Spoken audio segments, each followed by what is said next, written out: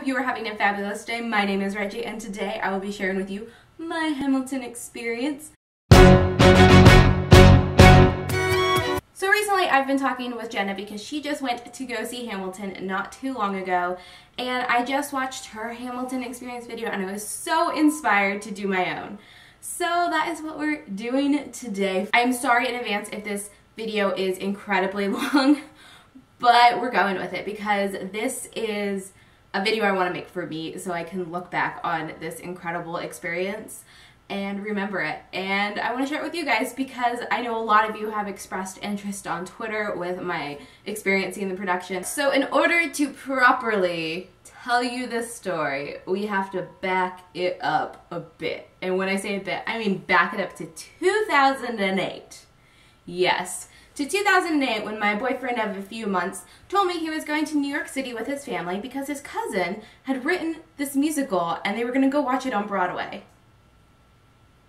Broadway lover me was ecstatic for him, amazed, mind blown, all of these emotions I couldn't express. As I'm sure you will know, that musical was In the Heights, that cousin is Lin-Manuel Miranda, and that boyfriend is now my fiance. So Manny, boyfriend, fiance, Manny. So Manny came back from New York City and told me all about the musical and his trip to New York because I had never been to New York City, and he gave me a purse and a book and the cast recording, and I listened to that cast recording and I was so into it. I remember so distinctly sitting on the couch at his parents' house after he had come home from New York and he was telling me about everything, and I was just sitting here holding the cast recording, so excited, and I turned to him and said, "I will not miss the next one he makes." And Manny laughed, but let me tell you, I did not miss the next one. So if you're going to ask me how to get tickets to Hamilton, I honestly cannot tell you because we obviously did not go through traditional means. So next I'm going to tell you something that some of you know, but most of you probably don't, and is possibly going to surprise you. And that is that I did not listen to the cast recording before I went to see it. I know. And before you say anything, I don't think that makes me any less of a fan. I knew I was going to fall head over heels in love with Hamilton. Since it was Hamilton mixtape days, I knew I was going to be obsessed with this. But I also knew I was actually going to get to see this from day one. I knew I would be there someday in the audience while Lynn was on stage. It was going to happen. So I had this really unique opportunity in front of me.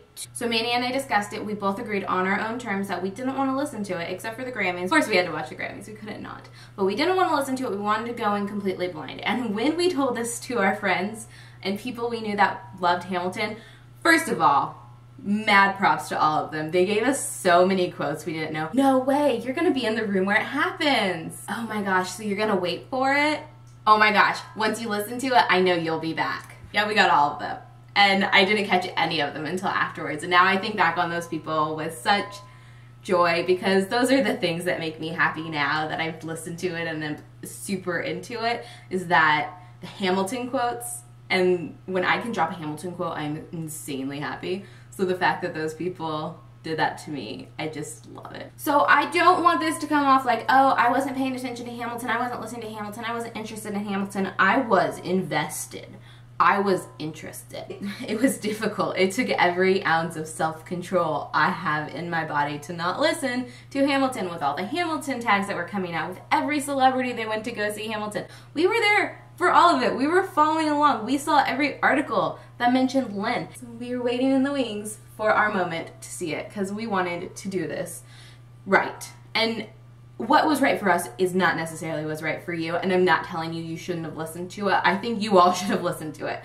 I had a unique experience that I knew no matter what I was going to see it. If I wouldn't have had that, I know for a fact I would have listened to it day one. But I had a different experience going into this, and that's why I felt comfortable going in blind. So those two things, the fact that I have family ish related to the production and the fact that I went in blind gave me a very unique experience. Also, we knew a good chunk of the history going in. We both took AP US history in high school, so it's not like we were completely blind to the story of Hamilton. Of course, we didn't know a lot of things in Hamilton, but it's not like we knew nothing.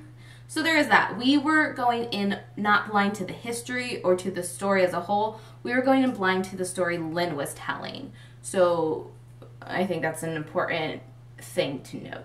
And it seems radical, and I know I missed a lot of nuances because there were so many nuances and layers in Hamilton.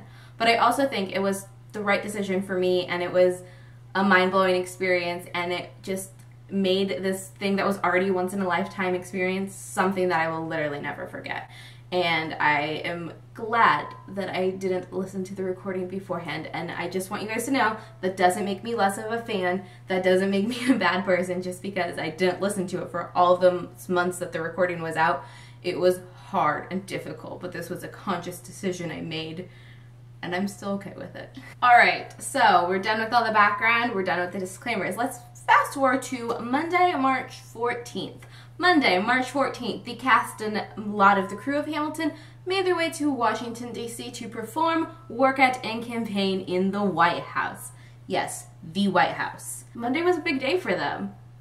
And Tuesday, we saw the show. I know for a fact today there are more performances they were more pumped for. Say the night that Lynn won a Pulitzer. I know they were so on point that night and so full of energy and so happy.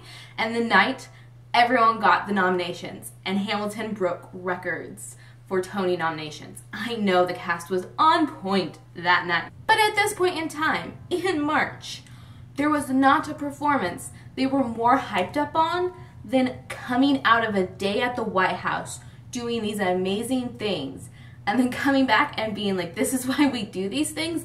They were so on fire and on point, and everything was perfect. This was one of the best performances they ever gave, and I was there for it, and I just can't believe that. I know I'm jumping back and forth and all around and stuff, but it's hard to keep my thoughts in line, so I'm sorry.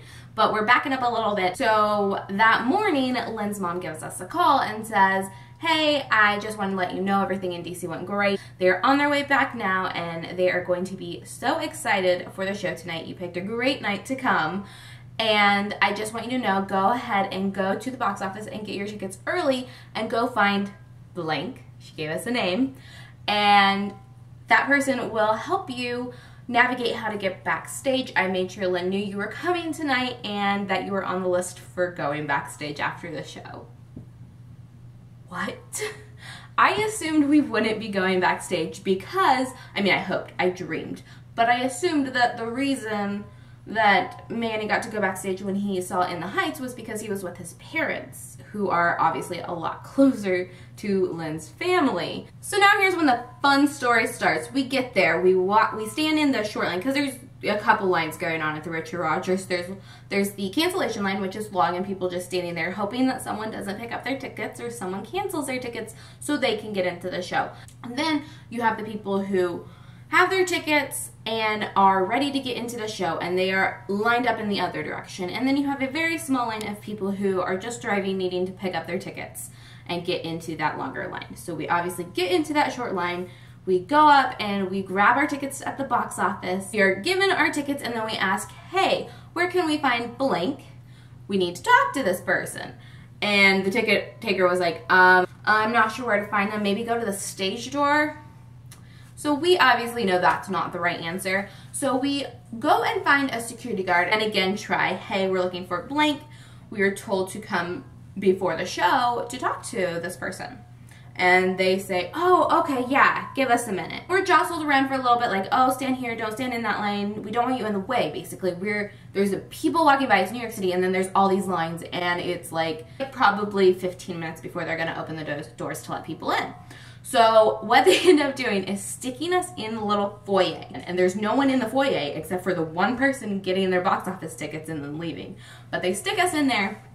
And then the funniest thing happens. There are these two white, upper class, wealthy individuals that come in. And there's some kind of issue with their tickets. They couldn't find them. I don't know what happened, honestly. I wasn't paying attention. I was taking in the world around me. And because this foyer, while small, is beautiful. They just came in and were like, where are tickets? And they're complaining, and they literally shoved one of the attendants who was working, and that attendant was so New York and got up in that girl's face and was like, hey, you shouldn't have pushed me, I'm gonna kick you out of here. And it was just, it was gold. But these rich, wealthy people are like, do you know who we are? And they're throwing a fit. And the attendant that was pushed in is very upset. It's like, you need to step out. We'll figure out what we can do for you. But you need to get out of here. No one's supposed to be in here. And they look over to us. Who are those people? And they're just giving us the stink eye. Now looking back on it, it's the funniest experience. But at the time when we were waiting for this guy and we didn't know if he was going to show up, we were placed in a spot and we didn't know what was going on. I felt so mortified and embarrassed and uncomfortable in that moment, but now looking back on it, it's like the funniest story ever. So finally the house manager comes out and he says, hi, I'm blank, so nice to meet you. You're here to see Len. Oh great. I know the cast is going to be really excited tonight. This is a great show. Can I see your tickets? Where are you seated? So that way I can come and grab you after the show. We show him our tickets. He's like, oh, those are great seats. You'll love them. Here, you know what? We're going to let people in a few minutes. Why don't you just go on in? And he grabs the ticket taker and says, here, scan their tickets. Let them in. So we got into the theater literally before anyone else. We went to the restroom and it was just this really funny experience because there was no one in there. We used the restroom by ourselves. Then we get in line for merch because we did buy merch. We bought a Castor album because we knew we would want it, and we bought a book, the Turnout book, which I will get into later. But we bought the Turnout book, we stuck them in my purse, and then we went to our seats, and oh my gosh, our seats. We were like 7th row center. And it was the best seats ever. Almost anywhere in the theater is going to be a really good seat. When you win the lottery, you're literally front row, and those have to be amazing seats. And then when you're in the mezzanine, those are really good seats because you get a really good shot of full picture and a really good view of the lights that are going on. But if you're going to be in that first row, 7th, 8th, 6th row, that area is seriously the perfect spot to be because the theater is set up kind of like a movie theater where you have your stage, or a theater, in a movie theater, the screen, and then the seats kind of start and they go up. So if you're in the very first row, you're kind of like looking up, and because it's like right in front of you and you're dipped down, and then it kind of arches up as it does.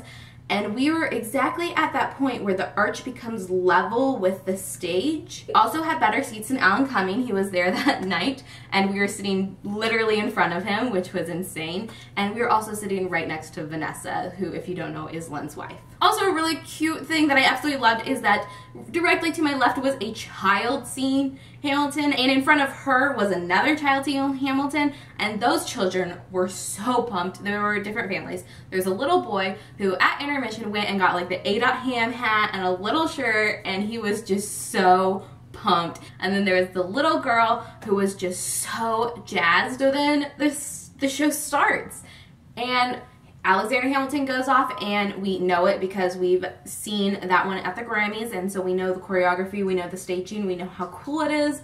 And then Aaron Burr plays, and this is the first one we haven't listened to, and Leslie and Lynn's dynamic in this song and in the entire play is so perfect. They play off each other so well, and their expressions are so playful and joyous, and I just love it. Then, you know, intermission happens, right? There is a bathroom line. I heard about this bathroom line, but if you've never been to the Richard Rodgers, there is where, you know, we were sitting in the orchestra area, and then right outside is where, you know, merch is and things like that, and then right next to that is downstairs where the bathrooms are. So the line for the bathroom is going from downstairs through the lobby, through the auditorium, down towards the stage, and then wrapping around the stage.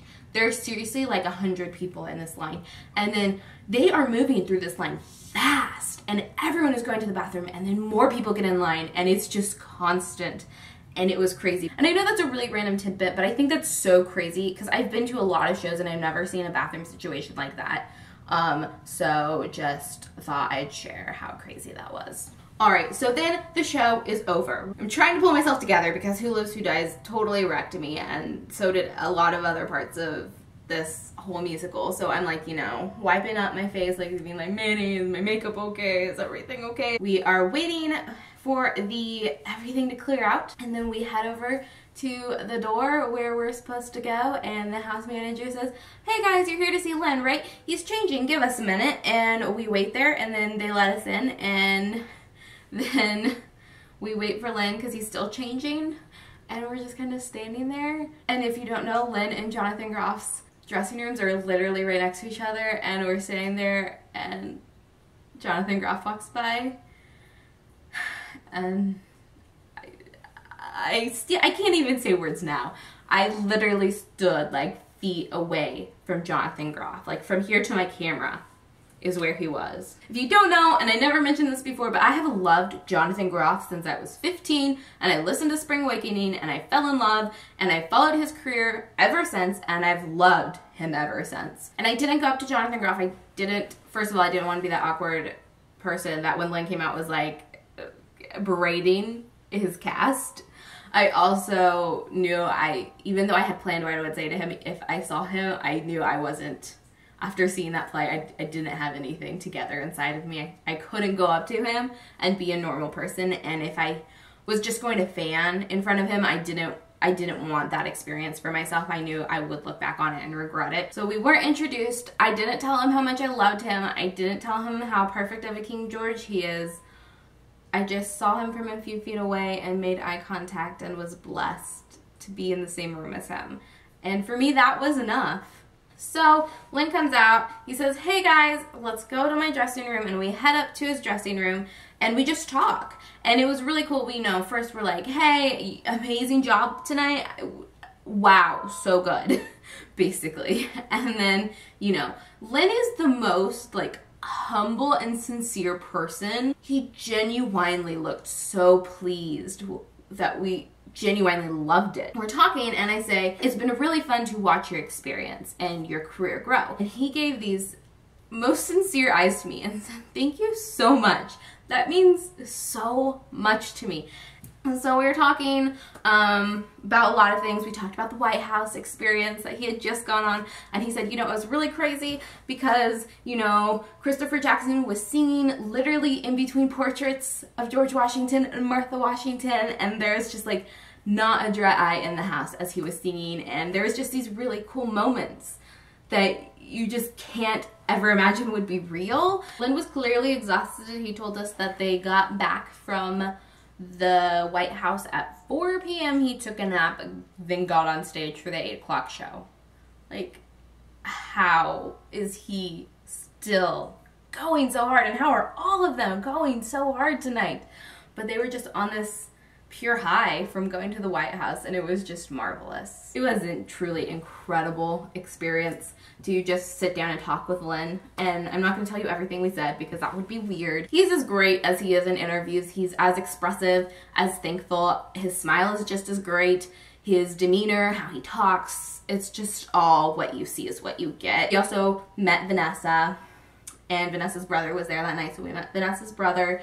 And then I told you I'd get back to the Chernow book. So a random tidbit, Manny's PhD advisor is so obsessed with Hamilton. And I don't mean like you are obsessed with Hamilton the musical. I mean like this guy is legitimately obsessed with Alexander Hamilton, the historical figure, and has been for a long time before there was a Hamilton musical, and read this Chernow biography before Lynn did. Like, once it came out, he has been a fan for a long time. So obviously when he found out that there was a musical, he's like, "Oh, this is so cool. Everyone's gonna love Alexander Hamilton as much as I do." And then when he found out one of his students was related to the guy who wrote the musical, he was just like super mind blown. And then when he found out we were going to see the musical, he was super jealous. So the least we could do was try to get Lynn's signature for him, which we did. So we're sitting there with Lynn and we're like, "So really random question. Could you sign the Chernow book, but could you not make it out to me? Could you make it out to Alan?" And Lynn's like, "Sure."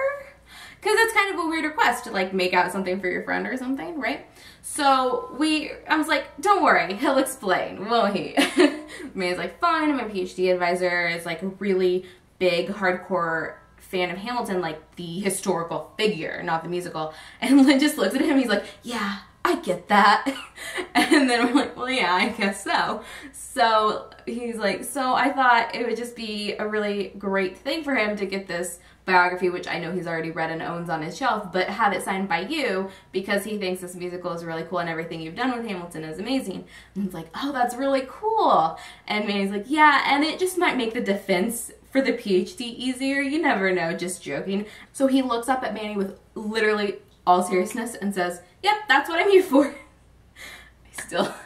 He just laughed.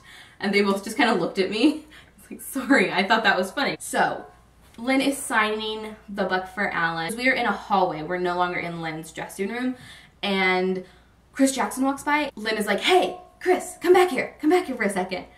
And we're just standing there like, oh, is this happening? Because something to know that my favorite character changes on a daily basis. And consistently now, I would say it's Leslie Odom Jr. as Aaron Burr. But at the time of finishing the production, George Washington and Chris Jackson had my heart. He still does in a lot of ways, but in that moment I was just like, if there was one person to just randomly walk by and get stopped and introduced to me, Chris Jackson is the one I wanted to be. Chris comes back, so Lynn is like, "Hey, these are my cousins," and Chris is like, "Hi, cousins." We shake his hand, we talk a little bit for a minute, we say, you know, how great he did, how it's so great to see the progression from In the Heights to Hamilton, and like how different everything is and how seamless everything was, and we just talked for a minute, and it was just like while Lynn was signing playbills and stuff, and it was just this moment, and I can't express to you how great that moment was, and I can't express to you how great this experience was.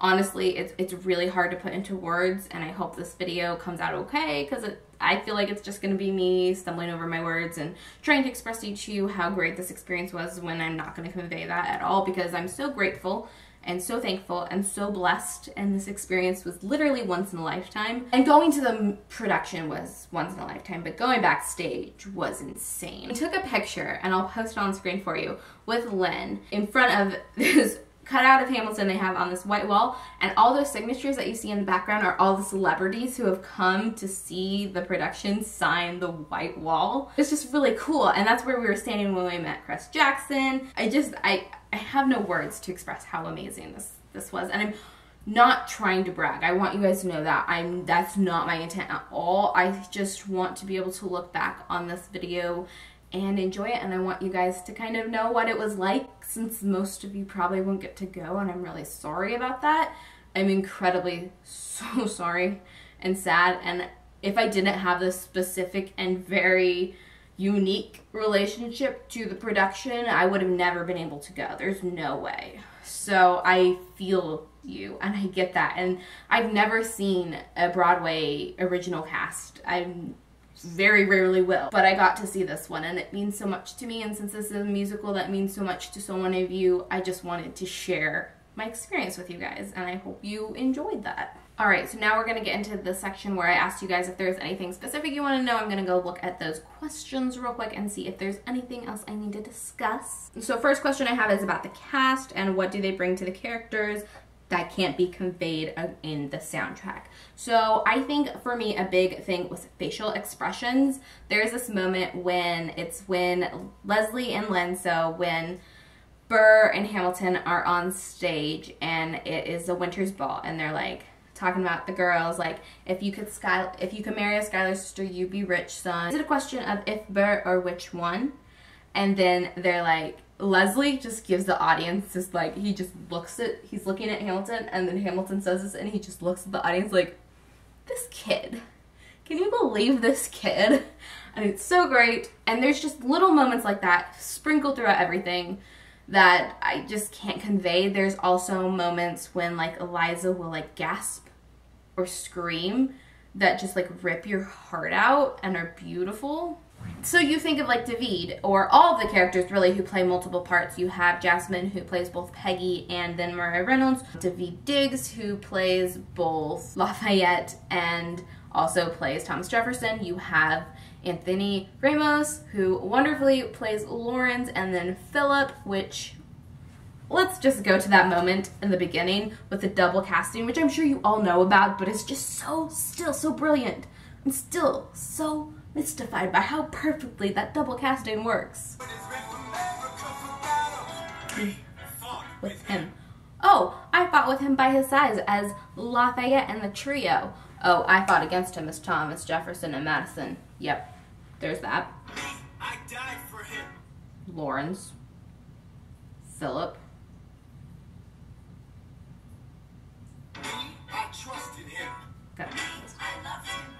You have Peggy up there in the wings. Peggy didn't actually really love Hamilton, but Mariah Reynolds did. Just the little things, like the way David, which is what I was getting to before I got sidetracked, was the way just like David talks and like walks differently to portray the differences between Thomas Jefferson and Lafayette. There's just little things like that that you wouldn't get from listening to the sound recording. How was the set utilized in different scenes? The brilliance of this play to me, beyond the music and the diversity and the casting and the perfection that is everything about it, but the like part that really blows me away is how perfect the staging and blocking and choreography are, and the lighting, and just everything comes together so perfectly. But you know that Lynn literally assembled the best of the best choreographer, the best singers, the best set designers, the best everything, because this is truly a piece of art. Michelle Obama said in the White House adventure Hamilton cast and crew went on that this is the best piece of art of any kind she has ever seen. And I wholly and completely agree with that, but I think it's only that if you get the full picture. And I'm sorry for everyone who doesn't get that, and I'm not saying that you have to have that to like the show, you don't. But it is not as wonderful as a piece of art. You can't grasp how perfect it is without the blocking and the choreography and everything that comes together to make this piece of art that Michelle Obama is talking about. She's talking about the production as a whole, not just the music, not just this or that. The production as a whole is the best piece of art imaginable, and I wholeheartedly agree with her. It is amazing. Another question I have is, did you cry? Were there tears? Did the whole theater cry? I can't speak on behalf of the whole theater, because the thing about when you're going to see Hamilton is you are literally like tunnel vision. I don't care about anyone around me. I am watching this production and I'm so drawn in. I really have no idea what anyone around me is doing. Someone next to me could have been full on rapping every word and I wouldn't have known, because I was so entranced by the stage and what was happening and trying to get everything I could out of it. So I don't know about everyone else, but I cried. I cried. And the first time I cried in the musical was when Jonathan Groff walked on stage. He just came out and, you know, he walks out and I cry. Tears. I'm just crying already. And he hasn't done anything. Nothing sad has technically happened yet. It's just Jonathan Groff standing literally feet away. And you know there's this thing about actors, when they're good actors and they project right, they spit a lot. That's like a thing in theater. I don't know if you know that, but when they're really good and they're projecting right, sometimes spit can happen and you can get spit on. Or no one in the show was spitting, mostly because they were singing and rapping, not really like talking as much. And Jonathan Groff's parts are sung, but they're like spokenly sung. So he is literally spitting out a stream of spit, and like his lips are so shiny and there's just like a puddle. And it was just the funniest thing to watch. Every time he came on stage or was on stage, I was just like, I'm seeing Jonathan Groff perform something, and I'm not seeing him perform the entire show because he's like in it for 9 minutes, but like he's so good as King George and he's performing and I'm seeing it, and this is insane. I cried at all of the sad parts because, like I said, I didn't know, hadn't seen it, so I didn't know who died and what happened. And so all these standard sad parts, It's Quiet Uptown, I cried during. Who Lives, Who Dies, Tell Your Story, I cried during. All of those parts, I cried during. I definitely got emotional. I don't know, again, if I cried necessarily during Dear Theodosia, but now when I listen to the cast recording, if there's a part where I cried, I'd just be like, oh, I cried there, I remember that. So yes, I cried a lot. I pretty much, like, the second half of the second act, I was just sobbing the entire way through. Then my next question is, what was the choreography like? How did this enhance the experience of seeing it versus listening to the soundtrack? It enhanced it so much. I think that the story is so better represented through a visual medium, and a visual medium that works well and that you see in person and that you experience. So if there is a bootleg on the internet, please do not watch it. Please. I am asking you to not watch it. Besides the fact that it would make Glenn very upset because he does not believe in bootlegs and he gets very upset about these things, just don't do it because it ruins the experience for you. Going into the theater, even if it's not in New York, even if it's in a different city when it tours, even if it's years later with completely different people, it will be an experience like no other, so don't ruin it for yourself, please. And I know I say that as someone who's seen it, so it seems like it's easy for me to say that, but really, I've never seen a bootleg of any other production, and I wouldn't, and then just asking you not to. Anyway, moving on. I think it just enhances it so much. I think the visual way the story is told is so important, and like the music is phenomenal and it's such a great story, but everything else that's a part of it, from the lighting to the set design to the blocking to specifically the choreography, enhances everything you're seeing, and it just paints a beautiful picture in front of you. There's so many things, and I'm not going to be able to talk about them all to you guys, but one thing that really stood out to me too, the final duel between Burr and Hamilton.